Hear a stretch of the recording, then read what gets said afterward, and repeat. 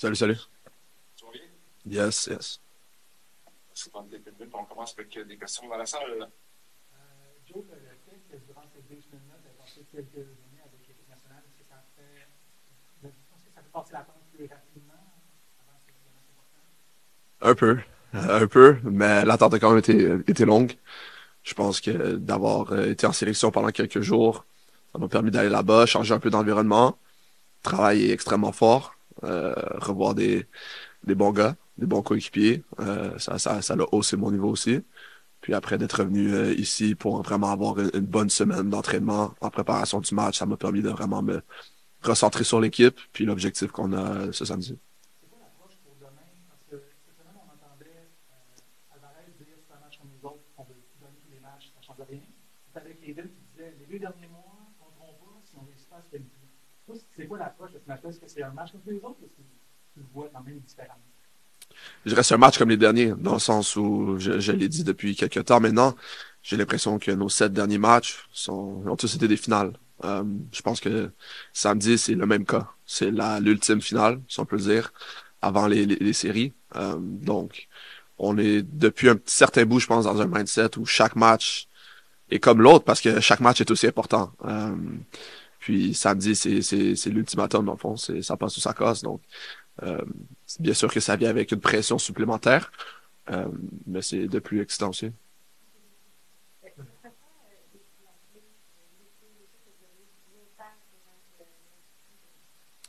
Je pense que ça va être gérer les temps faibles. On sait que New York est une très bonne équipe avec de très bons joueurs qui vont très rapidement vers l'avant, surtout en transition. Je pense que si on est capable de gérer les moments faibles du match, que ce soit au début, avant les mi-temps, ou même en cours de match, minimiser leur chance de marquer des buts, je pense qu'on va être solide défensivement. Puis on l'a vu dans les derniers matchs, quand défensivement on accorde très peu de chance à l'adversaire, puis qu'on est très solide, on est toujours dans des bons matchs, puis on réussit à gagner des points.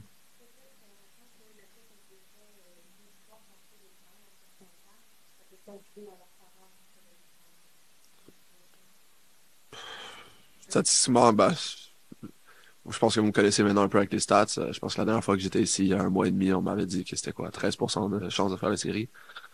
Donc, pour moi, les stats, ça m'importe peu en ce moment. Je pense que du moment qu'on rentre sur le terrain, c'est 50-50 and on we go. Je dirais que même puisqu'on est à domicile, on devrait avoir un léger avantage, surtout si on a nos fans derrière nous qui nous poussent, qui nous donnent de l'énergie dès le départ. Je pense qu'on peut même imposer un peu notre momentum sur New York. Puis à la fin de la journée, je pense qu'on est une équipe qui pense pas trop à ces affaires-là. On est allé à Atlanta il y a quelques semaines, on est allé gagner. Je pense qu'on n'avait jamais gagné là-bas. Moi, je l'ai su après le match. Donc, c'est des petits détails comme ça, je pense, qui font pas de grande différence pour nous. Avant de jouer à domicile, toi, ça fait longtemps que tu es dans le club et donc tu vois un peu comment ça se passe dans l'environnement ici. C'est la première fois que toute la saison est sur date. Ça ne changeait pas pour vous ça, d'avoir constamment les partisans, même quand ça allait moins bien. Ouais, c'est un grand signe de support pour nous. Je pense que, comme vous l'avez dit, il y a eu des hauts et des bas cette saison. Puis malgré ça, nos fans sont toujours restés derrière nous pour venir nous supporter au match. Puis à la fin de la journée, ça nous démontre que on doit faire mieux pour eux. On doit tout donner pour eux parce que c'est ce qu'ils méritent. Ils ont été là à travers les hauts et les bas. Donc d'avoir une saison sold out complète, je pense que c'est excellent, bien sûr au niveau du club, mais aussi pour les joueurs de savoir qu'on a un très beau fanbase comme ça derrière nous. On va passer au Zoom. Maxime Trouman. Salut Joe, merci de prendre le temps. Salut. Je suis curieux, t'es gardien de main. Si on n'accorde pas de but, on passe. On n'a pas besoin de gagner un nul, ça suffit. On joue pour gagner ou on joue pour pas perdre. Tu sais, des fois, les tactiques peuvent changer ou les comportements peuvent changer. On joue pour quoi demain?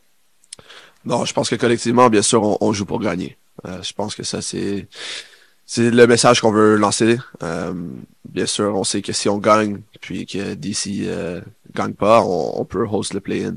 Je pense que ça, c'est quelque chose qu'on peut viser, qui est extrêmement important. Après, moi, j'aime penser qu'en tant que gardien de but, je suis un peu la rationalité, des fois, du 11 sur le terrain. Bien sûr que si on est rendu à la 75e demain, puis c'est toujours 0-0, je vais pas faire mon malade pour aller chercher un but dans les 15 dernières minutes, sachant l'enjeu du match, puis surtout les autres résultats. Donc, je pense que le message qu'on veut lancer, c'est qu'on va y aller pour la victoire demain. On est tous dans le même bateau pour ça. Puis moi, je vais être un peu plus, je pense, rationnel, un peu plus pessimiste pour avoir un certain équilibre. Joe, juste faire du chemin, ce que tu viens de dire, là, tout le monde joue en même temps. Est-ce que tu regardes, à un moment donné, est-ce quelqu'un qui va te donner des scores des autres matchs qui sont importants pour vous autres? C'est-tu pendant le match, es-tu à la mi-temps, ou tu joues ton match sans jamais savoir ce qui se passe dans les deux autres matchs qui sont importants pour vous autres? Écoute, l'année passée, Decision Day contre Columbus, je sais que eux, sur leur grand écran, à quelques moments dans le match, ils mettaient le standings en temps réel. Fait que ça arrivait à quelques fois que je regardais pour le temps, puis j'ai vu le standings. Mais je pense, en tout cas, moi, vu que je suis gardien de but, je suis assez loin du banc, je suis assez loin de tout le monde. Je demande pas les scores, puis personne me les dit. Puis je pense que c'est très bien comme ça, parce que moi, ça me permet aussi de rester un peu dans mon match, de pas me laisser déconcentrer par ce que le banc est en train de me dire ou quoi que ce soit. Je sais pas demain comment ça va se passer. J'ai jamais vécu un Decision Day ici à Montréal. Mais moi, je sais que de mon côté, je vais rester concentré sur notre match parce qu'à la fin de la journée, si nous on fait la job, on n'a pas besoin de se soucier des autres résultats. C'est mon serment. Salut Jonathan. Tu étais là l'année passée au Decision Day contre Columbus, justement, tu viens d'en parler. Qu'est-ce que peut-être vous avez retenu en tant qu'équipe de ce match-là? Peut-être au niveau expérience que vous pouvez appliquer cette fois-là pour ce Decision Day à Montréal? Ouais, je pense que l'année passée, ce qu'on peut retenir, c'est qu'on avait très bien commencé en allant chercher un but à Columbus, mais que par la suite, faut pas simplement arrêter puis se mettre à défendre. Je pense que si cette année on marque en premier, on peut pas simplement reculer puis défendre à 10 devant la boîte. Je pense qu'on doit suivre notre plan de jeu jusqu'à la toute fin. Puis ultimement, je pense que la leçon qu'on peut apprendre aussi, c'est que tout se joue jusqu'à la dernière minute. On l'a vu l'année passée avec Red Bulls qui ont marqué dans le temps ajouté leur penalty pour se qualifier. Si demain, peu importe la situation, on tire de l'arrière ou peu importe, faut y croire jusqu'à la toute dernière minute parce que un but peut tout changer pour nous demain. Est-ce qu'on a une dernière question ce matin pour Jonathan? Ou c'est comme ça que ça se On en aurait une en salle. Peut-être une dernière? Ici, on sait que dans les dernières semaines, dans les mois, Nathan a été une constante de votre équipe. Là, malheureusement, il ne pourra pas jouer demain. Comment est-ce que vous palliez son absence? Je pense que c'est une bonne question pour le coach de voir d'un point de vue tactique comment est-ce qu'on on va gérer ça. Bien évidemment, Nathan, c'est quelqu'un d'important pour nous. Mais je pense que si Sam à ses côtés a fait des gros travaux au milieu du terrain. Donc, moi, j'ai assez confiance dans notre groupe. Je pense que à ce moment-ci de la saison, puis surtout avec la passe qu'on a eue, on est un groupe quand même bien soudé. Puis il faut juste s'assurer que défensivement, on soit sur la même page. Je pense que notre succès va commencer de là. Donc, si peu importe qui va être le joueur qui va rentrer au poste de Nathan, est sur la même page que Sam, qui est sur la même page que les centraux et le front three, je pense qu'on va bien faire. C'est bon. Merci, Jonathan. Merci. Questions in the room? Start. George, tomorrow's match will change the narrative of the whole season. Do you see that as just another match, or is there something different in the approach for that game? I mean, in terms of how we approach the game to play the game, it's just another match. But in terms of what's at stakes, we all know we have to push that a little more and more effort and more energy. We know what's at stake. It's the most important game of the year. And it seems like every year it comes down to the last game, but that's the reality. We have to do the business today or tomorrow.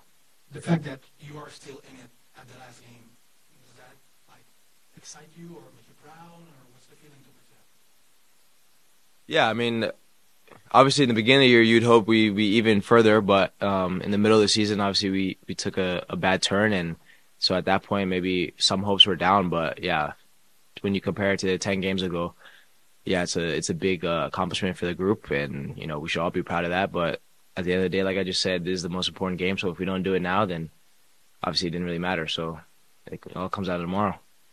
You go ahead with the questions on Zoom. Okay, thank you. Max Thomas. Hi, George. You don't need to win tomorrow. A draw is enough to play the wild card game. Are you going to play to win, or rather not to? No, always. I think we always want to play to win for sure. And everyone is going to play at the same time in the East tomorrow. Will you be following the scores of the other games during your games so they can influence your situation and the importance of your game? Yeah, I think the only reason we would have to focus on other games is if we lose tomorrow. So I don't think we'll be worried about that. I think we need to worry about winning on our half or not conceding. If we don't concede, we go through. So I think we just need to focus on ourselves. And if our game happens to finish before, yeah, we'll watch the end of the other ones. But it's in our hands. C'est bon, ça va. Hi, George. Obviously, it's an important game tomorrow. What will be the key for you guys to not be maybe overwhelmed by the moment, the fans, the excitement of the game overall? Yeah, I think we just need to before know what we're trying to accomplish and know how we're trying to play, be on the same page, play with our heads and really focus. I think that's the biggest part is not to concede early, and if we can score early, even better. But we know the fans will be behind us, and that's going to give us that extra boost. So I think we should have to be on top of the other team and worry about not conceding early. And after that, I think we'll have a great game. And is there any lessons that maybe you guys have learned from last decision day that you can apply tomorrow for the game? It's hard to say. I mean, different coach, different team. Different team we're playing against. So it's going to be a different game for sure. Obviously last time was a loss, but we'll play a completely different game than last year. So to be honest, I'm not thinking about last year. Any other questions for George in the room? No? All right. Thank you. Thank you. Bonjour, Laurent. Bonjour. Ça va bien? Et toi? Oui, ça va, ça va. Merci de prendre quelques minutes. On commence avec des questions au centre populaire dans la chambre. Laurent, malheureusement, Nathan Saliba qui n'est pas disponible pour demain. Comment est-ce que vous le remplacez? Est-ce que c'est du poste pour poste? Est-ce que ça change quelque chose tactiquement le fait qu'il ne soit pas là? Comment ça va? Non, il y a somebody else quelqu'un d'autre doit step up, c'est tout. Ça change rien. Est-ce que tu peux nous dire ou est-ce que tu as une idée de qui Non. C'est ça, ok. Ça veut dire ça pour Bien toi. sûr que non. Je comprends. Maintenant, au niveau de Joseph, je sais que cette semaine, il y a quelques fois où il est un petit peu à part du groupe. Comment est-ce qu'il va? Comment est-ce qu'il se sent physiquement pour demain? Non, ça va. Le temps a un peu changé. Tout le monde est un petit peu pris, tu sais, des petites courbatures, le nez qui coule. Donc, on essaie de gérer ça. Mais non, ça va. Évidemment, il s'est passé plein de choses cette année. Il y a eu des hauts, des bas. Si on t'avait dit avant le début de la saison qu'au dernier match, avec un match nul, tu serais qualifié pour les éliminatoires, est-ce que c'est un scénario qui t'aurait quand même plu? Je suis un idiot. J'aurais dit non, on va être dans le top 5. Donc, non. Mais après, comme tu as dit, maintenant que tu vois ce qui s'est passé, l'apprentissage, le contexte, etc. Donc, ouais, on est excité d'être là aujourd'hui. Ouais. J'ai posé la question à Joe parce que lui, ça fait longtemps qu'il est avec le club, mais c'est la première fois que tous les matchs sont à guichet fermé dans l'histoire du club. Justement, on en parle avec les hauts et les bas, le fait que les partisans, malgré tout, aient toujours répondu présent. Je sais qu'il y a eu quelques moments où c'était un peu plus difficile l'interaction avec eux, mais le fait qu'ils se présentent à chaque match, qu'est-ce que ça a changé ça, pour votre équipe? Et le fait que vous allez continuer à y croire. Bah, je parlais de process et de cycle, de répéter pour acquérir des certitudes, des bons moments, etc. C'est un peu pareil avec les fans. Ils ont tellement été. Donc, on a été consistant. On a essayé dans notre message et notre posture. Et les fans ont tellement été consistants, même s'ils ont exprimé leur mécontentement à un moment donné, mais en termes de soutien et de présence et de mettre le stade comme il faut pour les joueurs. Ça a été first class du début à la fin de la saison. Donc, nous, ça nous a mis toujours en confort qu'on sait que tout le monde va se présenter au stadium. Donc, c'est un luxe et vraiment, on est toujours à chaque fois surpris, mais plus surpris. C'est une ambiance extraordinaire. Oui, quels sont les éléments déterminants pour espérer vaincre New York? C'est la gestion des émotions, on va dire, parce que c'est une équipe qui est très joueuse. Ça va pas être DC ou Philly qui t'impose un peu un un autre type de piège. Donc c'est une équipe joueuse, ils jouent libérés, et nous on sait que voilà, on a juste besoin de bien se positionner, mais en même temps, est-ce qu'on doit attaquer, est-ce qu'on doit préserver? Donc on va essayer de trouver le bon juste milieu entre ce qu'on aime faire et ce qu'on doit faire, mais voilà. Gestion des émotions, on va dire, de pas trop être trop haut et trop bas dans des moments clés. Ils sont très forts en transition aussi. Donc voilà, ça risque d'être un beau match. J'espère qu'on va pas se laisser emballer parce que ça va être un beau match ou parce que les partisans vont nous crier dessus et ça va être une super ambiance. Donc est-ce qu'on arrive à garder la tête froide? Puis par rapport à la confiance, le fait que vous n'ayez pas gagné contre New York City depuis un certain temps, est-ce que vous pensez que ça peut jouer un rôle ou pas nécessairement? Ah, moi, ces trucs-là, ça me passe par la tête. Je sais pas ce que ça veut dire parce que ce sera mon premier match contre New York à domicile, donc je découvre. Donc, je sais pas le passé. Parfait, merci. On pourra passer aux Zoom. Maxime Tourman.